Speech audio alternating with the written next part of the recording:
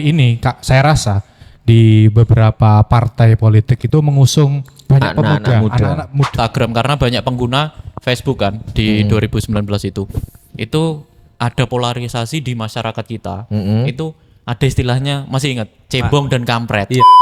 Welcome back to Asbak Podcast bersama saya Ahda Firdaus, Saiful Bahri. di edisi spesial siang hari yang lumayan Terik ini, tapi mendung. Hawanya gak penak. bener. Beberapa hari di Banyuwangi ini Curah hujan tinggi. curah hujan tinggi, terus ombak yang lagi besar, makanya beberapa kesempatan di Pelabuhan Ketapang sempat buka tutup. Iya, sampai antrinya itu sampai ke hutan Baluran. Yang dari utara, yang di selatan sampai Kalipuro, sampai Serul Lingkar, seperti itu. Oke, teman-teman, di kesempatan yang berbahagia. Apa gak bahagia? gak bahagia apa gak kudu dinikmati. Siap. Kita kedatangan tamu spesial ini. Kita mendatangi. Oh, mendatangi ya. Karena ini studionya mereka ya. Studionya mereka. Undangan ya. Studionya mas-mas ini kita diundang untuk hadir untuk menyaksikan apa-apa yang akan kita sampaikan nanti, apa-apa yang akan kita bahas nanti. Utamanya karena Asbak Podcast ini kan pasarnya pemuda. Kita akan bahas nanti soal pemuda dan akan bahas soal apa nanti pemuda bisa melenggok kanan kiri. Peran pemuda di masyarakat seperti apa. Itu nanti akan dijelaskan oleh kedua narasumber kita. Perkenalan diri. Perkenalan dulu. Monggo. Dari sebelah kanan. Oke. Kayak sing brewokan iki. Kubu kanan. Monggo Mas. Dari yang sebelah kanan saya Gugo Joemi Vandu dari PPK Tegal Delimo. Nah, kebetulan pengampu divisi Sosdikli Parmas dan SDM. Jadi sosialisasi pendidikan pemilih dan partisipasi masyarakat. Nah, terus Di Badan Ahok PPK Kecamatan Tegal Delimo. Terus di samping kiri saya ini ada teman saya ini, sahabat saya. Sang penantang dari kubu kiri. Iya, Monggo. ini adalah kesempatan saya yang pertama kali ini Siap. masuk sini. Perkenalkan, nama saya Rifnu Anang Fauzi. Ya, saya juga sama pengampu dari divisi Parmas SDM. Tapi dari Kecamatan Muncar. Tetangga. Jadi kita. tetangga kecamatan yang berdekatan. Nah, kebetulan Dapil 3. Satu dapil. Satu daerah pilih. Ngomong-ngomong soal dapil ini. Ini kan dapil 3. Pembagian dapil seluruh kabupaten itu ada berapa? 8. 8. Termasuk Banyuwangi 3 ini di dapil 3 ada berapa kecamatan? 2 kecamatan. Siap. Jadi Muncar sama Tegal Delimo. Mantap. Oke. Itu teman-teman, jadi tamu kita hari ini Mas Kukuh dan Mas Anang. Kita panggil Mas Anang, Ya, Mas Rifnu. panggil Anang, Mas Rifnu siap. juga boleh, Oh, sama-sama. siap. Pokoknya cuma PPK Muncar. Jadi itu teman-teman, kedua tamu kita pada siang hari ini dari Komisioner PPK di Kecamatan Muncar dan Kecamatan Tegal Delimo. Lek wis ngomongkan PPK, lek wis ngomongkan KPU, ini kan gak jauh-jauh dari pemilihan alias pemilu. Kebetulan di Indonesia atau di negara kita akan melaksanakan pemilu serentak 2024 ya Mas ya. Ya. 2024 lah. Hari ini kita akan bahas soal itu teman-teman. Jadi teman-teman yang mungkin tertarik dengan bahasan kita, stay tune terus. Kita silahkan dipantau terus. Nanti kalau sekiranya teman-teman banyak request, Mas bahas pemilu terus, kayak hangat-hangat. Kita gas langsung. Gas langsung Mas. Tema besarnya tentang pemilu. Siap. Ya. Terus yang mau kita bahas Mas? Oh ya, jadi yang mau kita bahas ini apa sih peran pemuda pada saat pemilu nanti pada 2024 nanti. Siap. Peran pemuda tentunya ya. Iya. Karena tidak dipungkiri, keempat orang ini muda-muda. Muda-muda. Cuma enek sing sold out karo enek sing flash sale. Nah, kalau ini sendiri. melihat pada Undang-Undang Nomor 40 tahun Siap. 2009. Oke, kita masuk. Ya. Di Undang-Undang Nomor 40 tahun 2009 itu tentang kepemudaan ya. Yang dimaksud pemuda itu adalah warga negara Indonesia yang memasuki periode penting pertumbuhan dan berkembang yang Iya. usianya 16 sampai 30 30 tahun. tahun. Nah, ini 16 under 30, pemuda siap. semua ini. Pokoknya saat Sama. 30 sik muda. Saya juga masih belasan kayaknya. Tapi saya lihat juga nggak jauh kok Mas. Mas Kukuh kalau nggak salah sekarang umurnya 27. 27. Kayaknya Mas Anang ini nggak jauh kok. Nggak Kayak jauh. 19 21 lah. Nggak jauh-jauh. Oke Mas, kita bahas dulu di awal soal pemilu ini. Apa ini pemilu serentak 2024 ini apa dan kapan dilaksanakan? Terus jumlah yang dipilih apa aja. Kita itu milih opo? Kan para pemilih pemula biasanya kan bener. masih apa? Belum melek. Belum melek edukasi tentang pemilu. pemilihan ini. Monggo dijelaskan dari Mas Rifnu atau Mas Kukuh dulu. monggo. Oke, siap. Saya akan jelaskan. Siap. Ya, ini juga salah satu tugas kami untuk memberikan edukasi tentang pemilih pemula itu ya. Dari pemilih pemula itu nanti kita ajari semua. Kita berikan edukasi sekarang kan maksudnya tahun-tahun depan, tahun 2024 itu kita memilih 5. Jadi ada 5 kotak suara. Ya, 5 surat suara. iya, Siap. surat suara. Jadi yang pertama pastilah kita kan pilpres, Siap. Pilpres, Pemilihan presiden dan wakil presidennya itu. Lalu tingkatannya apa? DPR kabupaten, provinsi dan juga sampai RI. Ya. Yang terakhir adalah DPD-nya. DPD-nya. DPD itu adalah Ya, DPD itu adalah ya DPD itu yang ada di sini. Maksudnya Dewan Perwakilan perwakilan Oh, daerah. Siap. yang ada di per daerahnya sendiri. Siap. Jadi itu non partai. Non partai. Oh, DPD itu non partai. Iya, Kalau non-partai. DPRD otomatis partai. Partai, iya. Kalau Pilpres itu kan koalisi antar beberapa partai. Iya, seperti itu. Oh, siap. Kalau DPD independen berarti. Mas? Independen. Oh, siap. Terus untuk pemilih pemula itu usianya berapa, Mas? Monggo, Pemilih pemula itu mulai umur 17 tahun. per Empat ya tanggal itu per coblosan. tanggal Ya. coblosan itu 14 terhitung Februari. 17 tahun. 17 tahun itu paling awal. Tapi seandainya kan umur 16 tahun atau under 17 tahun itu boleh memilih, boleh asalkan ada syaratnya. Syaratnya Sudah menikah. sudah menikah. Payu, Mas. dengan Kalau sudah dibuktikan pernah menikah boleh. Siap. dengan dibuktikan surat menikah ataupun Iya. akta menikah itu Akta tadi. menikah. Jadi kalau kan logikanya begini. Iya. Kalau walaupun umurnya belum 17 tahun tapi kan sudah mampu memilih kehidupannya sendiri. Jadi loginya seperti itu. Memilih pasangan hidup dan dia mampu untuk hidup mandiri. Apalagi soal memilih perwakilan kita di beberapa posisi di atas seperti itu ya Mas ya. Nggih, betul. Ngomong-ngomong berarti soal pemilih pemula ini kalau usianya 17 sampai 19 ini berarti usia teman-teman SMA Mas? SMA. Oh siap. Rata-rata itu di kelas 2 itu sudah banyak yang umur 17 tahun. Kelas Di 2 SMA. 12 SMA. Siap.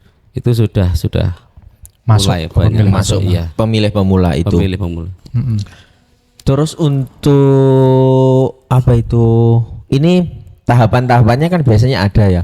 Ya. Tahapan-tahapan apa? Tahapan pemilu. Tahapan pemilunya itu dari rekan-rekan yang masuk dalam apa badan pelaksana itu kan ini sudah sampai tahapan yang mana? Terus peran-peran pemuda itu seharusnya kemana per hari ini. per hari ini? Oh, gitu. Monggo Mas Kukuh. Sebelum berbicara lebih jauh ya, kita flashback ke perjalanan bangsa kita. Oke. Ada di situ sangat menarik sekali, yaitu sebelum kemerdekaan bangsa kita ada 1928 itu ada Sumpah Pemuda. Sumpah Pemuda. Ada, dan beberapa berdirinya organisasi. Nah, itu dimotori oleh pemuda. Nah, gitu. Jadi semangat juangnya pemuda itu salah satu penggerak bangsa kita gitu. Siap. Nah, kemudian apa sih pemilu itu? Nah, pemilu itu sarana integrasi bangsa kita gitu untuk memilih dan melanjutkan pemimpin di bangsa kita ini. Siap. Terus tahapan yang sudah selesai ini tahapan daftar pemilih tetap. Nah, ini sudah ditetapkan oleh KPU RI.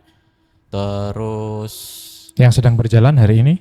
yang sedang berjalan hari ini tahapan tentang pencalonan anggota DPR Kabupaten sampai provinsi RI. sampai RI. Oh, siap. Itu perbaikan berkas. Perbaikan. Ya. Jadi hari berkas-berkas kemarin yang kurang itu terakhir. sama KPU diteliti ulang, Ya. setelah itu dikembalikan lagi ke Bacalek, Ya. suruh melengkapi gitu. Iya, yang kurang. Tahapannya. Iya, tapi kemarin Udah selesai. Iya, udah selesai. Berarti Jam sekarang 12 sudah malam tadi. Ya, 2359. Oh, kemarin? Iya. Hari Minggu. Oh, per Jam 9 Juli 12.00. kemarin. Iya. Siap. Nah, ngomong-ngomong soal Bacalek ya, Mas. Saya kan beberapa kali jalan-jalan lah dari Tegal Delimo ke Banyuwangi itu kan melewat beberapa kecamatan lah. Iya. Saya lihat baliho-baliho caleg-caleg itu kok kayaknya banyak pemuda. Iya. Nah, ngomong-ngomong soal Bacalek dan ngomong-ngomong soal pemuda ya. Sebelum kita masuk ke pokok bahasan, Iya. kenapa kok rata-rata ini persepsi Mas Anang maupun Mas Kuku sendiri ya. Kenapa kok hari ini Kak saya rasa di beberapa partai politik itu mengusung banyak anak-anak muda. Kenapa kira-kira? Padahal gini, sebelum membahas itu sebelum saya menjawab, padahal pemuda itu kan minim dengan pengalaman. Bener.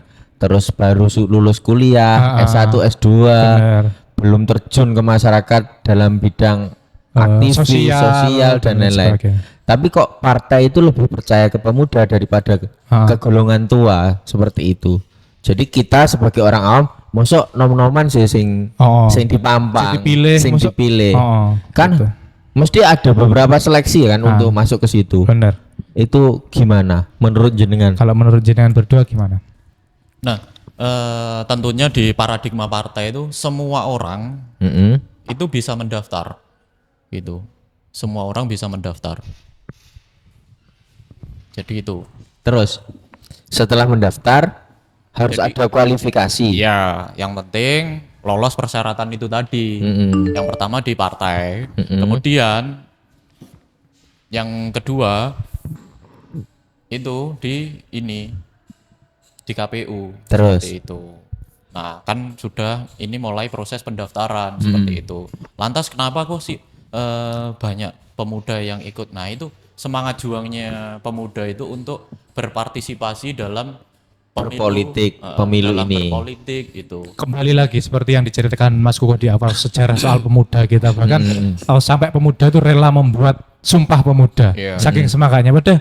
Berarti kan bisa ditarik kesimpulan pada hari ini banyak pemuda-pemuda yang masih semangat. Iya. Untuk menjadi pemimpin. Kalau menurut Mas Anang sendiri gimana? Kalau menurut saya itu karena optimisme yang sangat tinggi juga. Optimisme yang sangat tinggi juga, mereka mungkin dari basic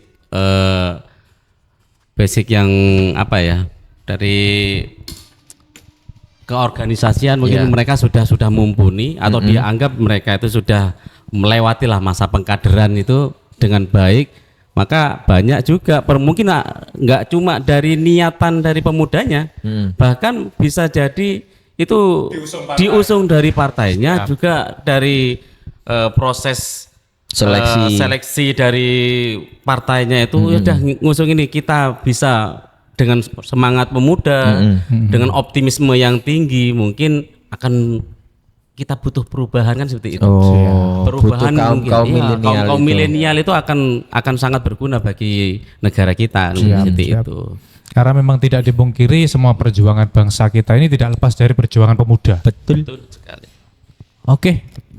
Itu sedikit intermezzo keluar dari pokok bahasan kita, tapi ya semoga apa yang dibahas tadi soal pemuda di awal bisa buat semangat kita bareng-bareng, buat semangat buat teman-teman. Ayo, yang muda ini harus berkarya, harus berani di depan. Ojo kelumbrak. Karena ini kegiatan sebagai penentu loh. Pemilu di 2024 itu sebagai penentu kemana arah bangsa kita, benar. Dibawa kemana istilahnya. Kalau di pemuda, di pokok bahasan kita mau dibawa kemana hubungan kita. Tapi kalau di dalam konsep bernegara kita mau dibawa kemana itu negara kita. Maka di situ peran pemuda sangat penting. Baik besok pemuda bisa ikut seperti kita penyelenggara di ad hoc. Terus besok bisa berpartisipasi melalui penyelenggara di tingkatan KPPS. KPPS. Oh, KPPS. Berarti penyelenggara juga cuma di tingkat PPS. Ya di KPPS, di TPS itu. Oh di dalam Iya, TPS. Iya, di Siap, dalam siap. TPS. Pemuda bisa berpartisipasi di situ. Terus bisa menjadi ini calon legislator pemuda itu. Calon legislator itu gimana Mas? Caleg. Oh calegnya. Iya, Oh siap. calon, Pokoknya ya. seperti yang dibahas tadi. Iya. Cuma kan untuk tahapan ini kan sudah selesai yang legislatif itu tadi. Oh iya, sudah selesai. Tahapan ke depan, Caranya sudah selesai. tahapan ke depan yang dipersiapkan untuk teman-teman pemuda ini apa? Nah, yang masuk ke tema kita, Mas masuk ini berarti ya. Iya, iya, Nah, iya, peran iya. pemuda untuk pemilu 2024. Ayo. Nah, Monggo. Kita berkaca pada momentum pemilu 2019 ya. Siap. Nah, kalau kita main Facebook di 2019, khususnya Facebook ya, kayak Iya. Facebook sama Instagram karena banyak pengguna Facebook kan di 2019 itu ada polarisasi di masyarakat kita. Itu ada istilahnya, masih ingat, cebong dan kampret. Iya. Oh, Oke. siap. Iya kan? Kita sampai segitunya dijadikan dua spesies. Iya, waduh, gila benar. Karena apa? Kurang bisa Kurang bersatu. Iya, kurang bersatu. Kita mudah sekali dimasuki Dipecah oleh belah. hoax, dipecah belah. Iya. Maka dari itu kan untuk pemilu kali ini kenapa pemuda itu seolah-olah sekarang sangat dibutuhkan partisipasinya.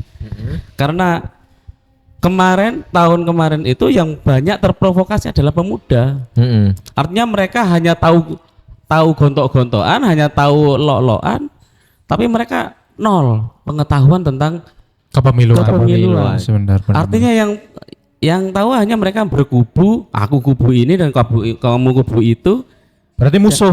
menjadi Gitu aja. musuh Ah, itu. benar. Nah, ini juga menjadi fokus kita di divisi Parmas SDM ini untuk memberikan edukasi tentang untuk mempertahankan diri ini dari hoax yang akan berkembang besoknya ini. Pendidikan pemilih lah. Nah, Oke. pendidikan. Berarti harus bagaimana Mas pemuda ini supaya ya mau tidak mau ketika pilihan kita bersaing. Iya. Wah, pilihanmu pilihanku iki, kita bersaing. Tapi setelahnya kan kita harus menerima lah. Iya. Bagaimana cara pemuda menurut mas-mas komisioner PPK ini untuk bisa seperti itu? Dalam arti ya bos, wis bar ya bar no. Oh ya wis terpilih ya apa? Iya. Oke. Tidak usah mengkotak-kotakkan lah. Benar.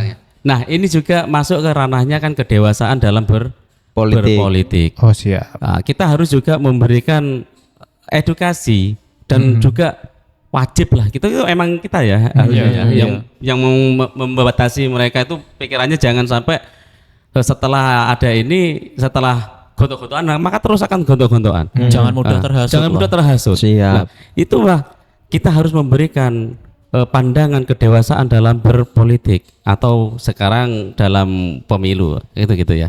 Jadi bagaimana kita mensikapi bahwa kita itu kalau kalah legowo, kalau menang tidak beryuforia. Oh iya. Kenapa? Saat kita menang beryuforia, yang kalah maka akan sakit hati. Iya, punya rasa dendam. Punya rasa dendam. Jagoku kalah ya. Jagoku Iya. kalah lah seperti itu.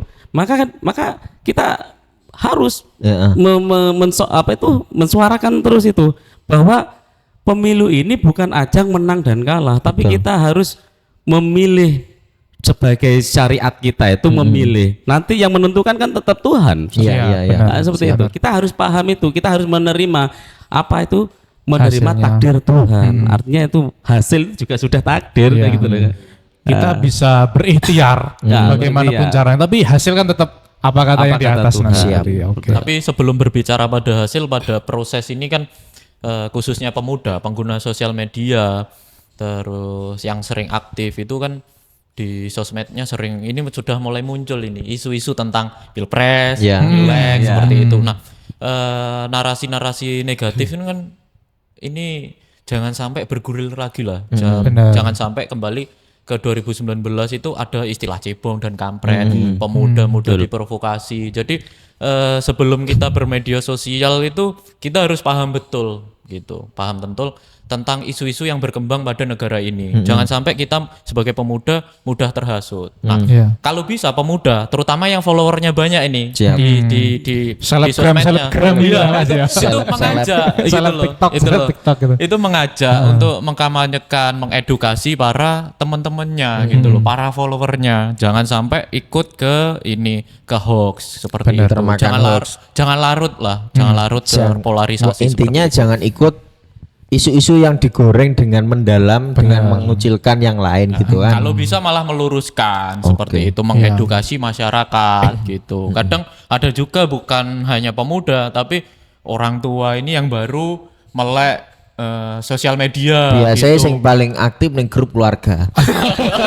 Seru deh. Iya kan, biasanya sering muncul kan. Ternyata wong ki Pekatit. Biasanya ngono kuwi sih. Forngun sering muncul. Iya, share-sharean diteruskan ini kan biasanya Mas. Diteruskan seperti itu. Telat melek. Itu siapa sih yang bisa Kadang membentengi? Siapa yang bisa membentengi? Iya. Ya, anak-anak muda seperti itu meluruskan. Bude Pak D, bukan seperti itu hoax. Ini loh kejadian yang sebenarnya seperti itu. Benar. Dan disertai bukti-bukti yang ada pastinya. Cuma itu kan gini Mas, semua kembali ke mindset. Nah, mindset masyarakat kita kan masih awam dengan hal seperti itu. Ngertine wah molek coblosan ya wis ngono kae lah ya. Ngono kae dalam artian berjuang lah. Beras, baju dan uang. Ya Ada lagi satu istilahnya. Kalau di Muncar itu banyak sekali istilahnya berseh. Iya, beres peseh. Bahasa apa yuk? Bahasa Madura itu. Iya. Meseh itu kan sarang iyo. Siap. Kembali lagi ya. Itu tadi kan mindset. Jadi tugas jenengan di badan ad hoc divisi sosialisasi dan ini partisipasi politik ini kan menggeber edukasi tersebut. Nah, itu lewat channel ataupun kanal-kanal yang tersedia. Sekarang eranya kan era digitalisasi. Salah satunya lewat podcast ini. Mantap. Sering-sering nonton flashback makan era. Iya. Kita kenal loh di Banyuwangi ini. Terus langkah-langkah jenengan selain ini itu bagaimana? Atau lewat PPS ataupun lewat sosialisasi di lingkungan masyarakat ataupun keliling dan lain-lain. Masuk. Monggo. Ya, itu juga menjadi job desk kita. Jadi job desk kita itu sosialisasi kita kalau untuk pemilih pemula atau milenial itu kita mempusatkan dulu pada SMA. Jadi yang awal-awal besok itu sudah pasti mau nyoblos umur 17 tahun minimal kan itu ya. Jadi kita masuk ke SMA untuk sosialisasi. Siap. Jadi kita juga mengedukasi apa itu pemilu dan juga memberikan seperti apa ya? Seperti contoh kalau cara mencoblos pertama itu seperti apa, mulai dari awal menyetorkan kartu KTP atau surat undangan dari TPS seperti itu. Kita memberikan pemahaman seperti itu pada kaum milenial itu ya yang umur 17 tahun. Pemilih pemula tadi. Ya, betul. Itu masuk kita semua. Jadi selain juga memberikan pemahaman tentang pemilu, juga kita memberikan ya itu tadi untuk tindakan pembatasan kita untuk hoax tadi. Memecah belah itu tadi. Iya. Karena itu yang paling penting kita ungkapkan kepada kaum milenial yang sering salah tompo katanya itu, sering salah tompo, salah tanggap, terus egonya tinggi. Benar. Menggebu-gebu pula. Seperti itu ya. Kita harus membentengi mereka dari hoax yang akan berkembang. Dengan cara edukasi ke sekolahan itu tadi. Betul. Jadi edukasi kita pokok bahasanya adalah membuat kaum milenial ini menyadari pentingnya pemilu dan juga harus memanfaatkan hak suara mereka juga serta memberikan rasa damai dalam pemilu ini.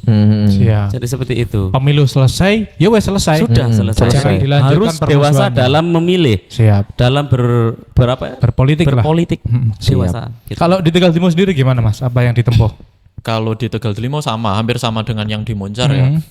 Salah satunya ya lewat radio gitu. Oh siap. Ya lewat radio karena beberapa wilayah ini kan masih suka orang-orang Dengerin radio. ya penikmat radio seperti itu lewat radio, terus di kelompok masyarakat, kelompok keagamaan, terus di sekolah juga seperti itu.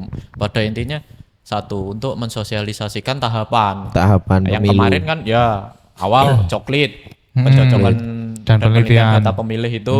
Nah, apakah Bapak Ibu saudara semua itu sudah dicoklit seperti itu? Kami mensosialisasikan itu. Terus ya sama seperti yang di Moncar, tahapan selanjutnya apa seperti itu. Oke. Terus Mas, ngomong-ngomong soal tadi sudah kita bahas soal kubu A dan kubu B. Ketika pemuda ada di kubu A, katakan si kampret, B tadi si cebong lah. Kita bahas langsung ya. Maksudnya kalau sudah ngomongkan kubu-kubu ini kan berarti pemuda nanti bisa memperjuangkan pilihannya. Maksudnya katakan ada 2 atau 3 calon presiden lah. Saya pilih presiden A, yang satunya saya pilih presiden B lah. Peranannya pemuda selain memperjuangkan pilihannya itu lewat pilihannya sendiri, apalagi Mas? Apa bisa mereka atau apakah boleh mereka masuk ke tim? Boleh jadi tim Sangat sukses. boleh. Apakah ada batasan umur di tim Untuk masuk tim sukses itu? pemenangan, tim sukses Oh dan ya, lain-lain. tentunya dia di 2024 nanti punya hak pilih dan hak suara Oh, gitu. terdaftar gitu. Siap. Jangan sampai belum punya hak pilih, belum terdaftar tapi Tapi sudah nentukan cawe-cawe, ya, bener-bener. ngapain. Iya, Iya kan? Oke. Seperti itu logikanya. Terus kalau soal ini Mas, itu tadi pemuda yang di tim sukses. Ya. Lek ngomongnya pemuda apalagi di Muncar di Tegal Limo kan seneng cangkruan Mas. Iya. Nah, itu kan ada beberapa teman yang cerita, "Wah, aku ndingi cangkruk ning kono ditekani calon A." Dijak mangan-mangan dan lain sebagainya. Itu apakah boleh atau ya apa? Kita nerima enggak ya? Apa gak nerima yo piye Iya, jenenge ditraktir rezeki. mangan ya rezeki. Iya, rezeki. Golek diterima engko. Ya lek milih kuwi Dan lek ora apa gini, dan lain sebagainya. alibinya mereka kan gini. Di awal-awal cuma ngajak makan saja. Tembakannya di akhir episode. Biasanya kan seperti itu lah. Kita sebagai pemuda untuk menyikapi hal tersebut seperti apa? Seperti apa? Kita orang awam yo. Kita posisi sebagai orang awam, sebagai pemilih pemula kan paling gampang diarahkan pilihannya, diarahkan apa ke? Pola pikirnya, pikirnya, iya. itu tuh. Jadi emang kalau untuk pemuda itu kan emang benar kata jenengan itu sudah sangat mudah sekali untuk diarahkan. Iya. Nah, tapi juga banyak juga pemikiran mereka itu kadang itu yang sudah mulai berkembang. Artinya ya untuk kita untuk koridornya untuk apa dulu ini? Kalau melihat permasalahannya, kalau ada tempat nongki ya, tempat nongkrong di kafe-kafe itu anak-anak pemuda itu dikasih makan gratis ya terima saja. Terima saja. Artinya mereka kan dapat rezeki dari situ. Siap. Tapi untuk ke selanjutnya kan nggak mungkin di forum itu ini makan-makan kita Data. nanti sampean tak data sampean milih iki ya itu wah ini sudah menyalahi aturan seperti siap, itu. siap. Yang seperti ini itu tidak boleh. Tapi ini ya jangan menganggap remeh pemuda kita ya. Nah, jadi pemuda itu dianggap sebagai penyambung lidah antara ini bahasanya elit dan alit gitu. Artinya, Elit dan alit. Elit itu ya tokoh-tokoh yang berkecimpung dalam partai politik, ya, termasuk caleg itu tadi. Terus alit itu siapa? Masyarakat umum. termasuk pemuda itu tadi. Pemuda itu tadi. Malah bagus kalau dia bisa diajak ada pertemuan kayak gitu ya. Dia kan bisa critical thinking, mikir, oh calon ini seperti ini visi misinya seperti itu. Terus di lain sisi, oh calon ini seperti ini visi misinya, ya kan? Nah, nanti dia bisa menentukan di akhir mana yang sesuai dengan harapan dia gitu loh. Kan dia punya gambaran, oh besok ini Banyuwangi mau dibawa kemana, seperti apa. Aku mau calon legislator atau wakil rakyat yang seperti apa, seperti itu. Dia mau mengusung atau membuat programnya seperti apa gitu loh. Sesuai dengan fungsinya legislator gitu. Itu tadi berarti untuk teman-teman pemuda, teman-teman pemilih pemula yang belum menentukan sikapnya ya Mas ya? Iya. Mau memilih si A ataupun si B. Jadi harus dipertimbangkan visi misinya, terus gitu. Tujuannya si caleg ataupun si calon itu. Ibarat gampangnya gini, pasti semua paham lah. Ibarat kita deketin cewek bagi yang laki-laki kan, pasti ada ini bagus sih, cantik, tapi kok seperti ini gitu. Sifatnya kok ini gitu. Pasti kan ada plus minusnya. Ada plus minusnya. Nah, ayo montok, tapi rada irung. Nah, kan teman-teman pemuda itu bisa milih gitu loh, bisa milih. Terus nah itu di sisi itu juga apa itu pemuda juga dalam keadaan yang diuntungkan juga gitu loh maksudnya. Malah bisa ngajak yang lain. Terus gitu. Ini ketika dia menjadi tim ses ya tentunya harus bisa lah berkampanye yang positif. Terus jangan sampai nanti terlibat dalam jual beli suara politik seperti itu. Karena itulah menjadi akar masalah tindakan korupsi gitu loh. Iya kan? Oke, siap. Multi efek. Berarti kan gini, berarti kita tuh harus lebih intens lagi memberikan edukasi bahwasanya jangan asal terima gitu. Kalian sekarang punya media yang sangat canggih dan setiap hari dibawa HP kan? HP buka saja. Siapa itu orang yang barusan itu masuk? Kita bisa cari kita itu visi misinya dia dari partai apa. Kan nanti akan profilnya itu nanti ada visinya ini, misinya ini. Nah itu kita harus mempertimbangkan. Artinya walaupun mereka datang silih berganti, ya itu kalian tuh lihat di sana. Itu edukasinya harus ke sana. Dan kita harus intens sekali mengedukasi ke sana. Biar kita nggak kena apa itu yang namanya ketermakan syukur melo, kena black campaign juga. Seperti itu. Salah satunya tindakan kita ngajak podcast ini. Mas berdua ini kan salah satu bagian dari kelompok pemuda toh. Jadi bisa menjaga kan followernya tentu banyak toh. Nah, tentunya dengan followernya banyak itu bisa mengajak teman-teman yang lain untuk menjaga kondusivitas di sosial media itu. Terus di kelompok pertemanan seperti itu. Jangan sampai kita tergiring oleh black kampanye atau kampanye hitam gitu. Siap. Karena media sosial ini besok sangat rentan digunakan oleh oknum-oknum yang tidak bertanggung jawab untuk dengan tujuan yang kurang baik seperti itu. Karena memang politik itu rawan ditunggangi dan kita harus pintar-pintar memilih dan memilah pilihan kita ataupun aspirasi ke depan kita. Misal nih Mas ada followernya ada 2000, terus Mas Saiful followernya ada 2500. Nah kalau bisa mengajak teman yang lain kan benar, lumayan gitu, bisa mengedukasi gitu. Terus menyadari bahwa ini pemuda memilih pada tahun 2024 itu penting loh, sangat penting. Jangan sampai kita punya jangan sampai golput punya mindset skeptis, nggak mau tahu, babah lumuh lah gitu.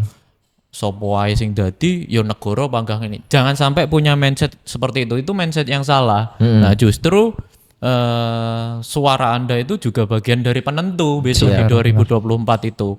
Kan pergantian pemimpin 5 tahun sekali gitu loh. Jangan sampai nggak dimanfaatkan dengan baik. Itu kan hak istimewa itu hak istimewa sekali kita itu diberikan seperti itu untuk memilih. Rata-rata kebanyakan ketika teman-teman muda nanti gak milih ataupun golput dan ada kebijakan yang mereka rasa kurang berkenan bagi mereka, demo, bakar ban seperti itu. Mereka merasa aspirasi mereka tidak tersampaikan ataupun tidak terrealisasi. Padahal mereka sendiri gak milih pemimpin mereka. Justru ini kesempatan ini kesempatan bagi mereka, mana ini calon legislator atau anggota DPR yang kira-kira sesuai dengan harapan para pemuda itu. Benar. Kalau dari ini saya tanya ini, kalau dari Mas Asda harapannya tentang calon pemimpin bagaimana? Kalau harapan saya soal calon pemimpin gak muluk-muluk Mas. Pemimpin namanya pemimpin itu kan kalau kata Ki Hajar Dewantara ngarsa son tulodo madya mangun kersa tutwiri handayani. Di depan harus bisa memberi contoh, di tengah memberikan semangat untuk yang di depan dan di belakang memberi dorongan. Saya rasa seperti itu saja. Kalau dari Mas Saiful, Ya kurang lebih sama sih, cuma gini, Aman. saya kan background saya di usaha, Iya, di iya. UMKM. Jadi harapan kita para UMKM itu pemimpin yang memihak ke UMKM. Kalau UMKM ini kan apa ya, rotornya perekonomian kan. Kalau nggak ada siklus ekonomi yang baik, tidak ada jual beli yang baik, otomatis negara juga cash flow-nya semakin turun. Lah, saya harapannya untuk pemimpin-pemimpin besok ini yang mendukung ataupun memihak ke UMKM, minimal ya maksimal lah. Soalnya kan banyak kejadian di lapangan gini Mas, ngomongin soal UMKM ya, Iya. kita merambat ke UMKM. Kadang ya mohon maaf, gawe izin loh, angel ra karuan. Betul. Gawe izin UMKM itu. jadi kan mas-mas berdua ini sebagai pemuda Punya harapan. enggak Punya saat ini kan kriteria. punya kriteria, Iya, punya iya. gambaran. Nah, saat ini kan belum ada daftar calon tetap baik di DPR, DPRD maupun di presiden gitu loh. Itu kan belum ada calon tetap. Nah, kalau besok sudah ada calon tetapnya, sudah masuk masa kampanye, sosialisasi tentang program dan gagasan mereka, jenengan kan bisa memilih, menyeleksi gitu loh. Kan saat ini sudah punya ini angen-angen seperti apa loh, Iya, ya kan? benar. Nah, itulah. Berarti untuk teman-teman muda yang di luar sana, mulai dari sekarang harus pintar seleksi. Calon pemimpin kita harus bisa, ya kalian harus punya inilah, Punya gambaran, referensi. punya referensi. Oh, keadaan negara itu seperti ini. Berarti saya harus punya pemimpin yang seperti inilah. Betul. Cocokkan dengan visi misi calon-calon yang ada nantinya. Kalau kiranya cocok, ya wes itu aja. Dan siapapun yang kamu pilih harus juga kamu bertanggungjawabkan. Maksudnya, yojo sampai engkau ketika dipilih, ketika teman-teman milih, mereka juga yang mengkritisi ketika para pemimpin itu melaksanakan apa yang dikampanyekan, kan jangan sampai seperti itu. Jangan sampai. Karena memang di depan sudah dikampanyekan dan mereka jalankan, kok dia malah merasa gak cocok kan gak lucu. Gak cucu. Nah. Wes kurang lebih 30 menit kita ngomong Mas, mungkin ada pesan kesan terakhir lah untuk teman-teman kaum pemuda, milenial. kaum milenial. Utamanya soal peran-peran dalam pemilu nanti, berpolitik ataupun ke penyelenggara. Untuk pesan saya singkat saja, artinya untuk pemilih milenial ini kita harus diwajibkan punya kesadaran kedewasaan dalam berpolitik. Itu pokoknya harus dewasa. Artinya kalau sudah dewasa itu kita tidak gampang gupuan, tidak gampang ngamuan, tidak gampang nesuan, dendaman dan sebagainya yang bikin kita berpecah. Iya, Artinya kita harus membuat event pemilu besok ini 2024 ini menjadi pemilu yang sangat kondusif dan juga sangat menyenangkan. Dan kan kalau sudah kita itu memilih dengan cara sudah kondusif, maka apa akan tercipta dengan suasana yang baik pula kayak gitu. Akhirnya kalau sudah sama-sama legowo, kalau sudah sama-sama legowo, sudah tidak ada. Jadi yang namanya legowo sudah menerima apa adanya sudah itu. Iya, siap. oke. Artinya pemuda yang punya gejolak emosi yang tinggi, gejolak masa muda yang sangat tinggi itu harus mampu meredam dan mampu mendewasakan dirinya dalam berpolitik. Berpolitik. Siap. Kalau Mas Kukuh monggo. Kalau saya pesannya banyak ya. Iya. Yang pertama itu keterlibatan pemuda tentang sadar pemilu, pentingnya pemilu itu tadi. Terus yang kedua itu tentang pemuda harus berpartisipasi, ikut serta dalam meminimalisir konten-konten negatif di dunia digital. Siap. Jangan termakan hoak gitu. Ya, terus yang ketiga, pemuda itu bisa mengawasi proses pemilu besok itu di Siap. TPS seperti itu. Terus yang keempat, pemuda bisa menjadi petugas KPPS, menjadi penyelenggara. Siap. Selanjutnya masih banyak. Tentunya sadar pemilu itu kan tentang sadar demokrasi bangsa ini mau dibawa kemana, iya, ya ta? Oke. Jadi harapan bangsa ini juga ditentukan oleh pemuda-pemuda kita seperti itu. Oke, itu pembahasan kita pada siang hari ini. Matur suwun, terima kasih Mas Anang, Mas Kukuh atas yang luar biasa pembahasannya ini. Kalau boleh saya tarik kesimpulan terakhir, karena pemilu itu adalah pesta demokrasi. Demokrasi. Yang namanya pesta itu berarti kan semua harus senang. Jangan sampai ada yang susah. Betul. Ketika pesta maupun selesai berpesta. Mari kita bersenang-senang di pesta pemilu ini.